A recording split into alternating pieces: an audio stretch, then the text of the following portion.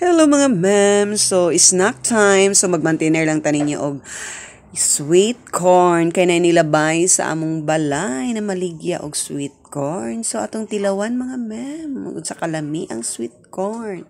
So, mga dugay-dugay na sa ko mga pila na kabuhan ako kakaog sweet corn.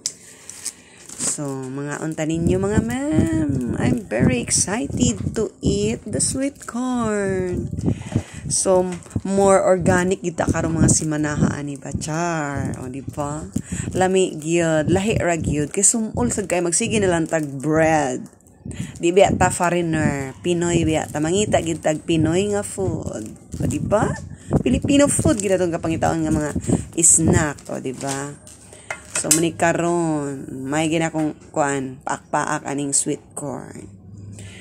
So, nagpalit kong 5 ka buo kay 5 man mi diri sa balay mga ma'am. So, mga unta ninyo mga ma'am. Happy weekend. Maintainer lang ta og sweet corn. Sweet pa ni sa inyong uyab og sa inyong husband and wife. Charot. O, diba? O, hugot pa more. Muna siya. So, lahi ra gid ang organic nga mga food. Kuan, proven and tested, healthy kaayo. So, muna mga ma'am. Kuan lang. 5 madami ka. 5. Okay, nagigan? Adiri ra ni nga baryo? Dili. Kayo niyo po ning kinumpra di eh? Sa bukwan ni kumpra. Tawat ng ikron. Ito ni aging buwan nga dagti tayo. Sige na. Wala na nagkuan. Di na. Okay ra gyapon.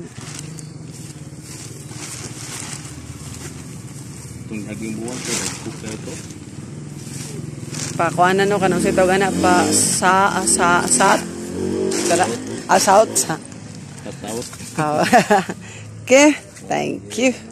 Nga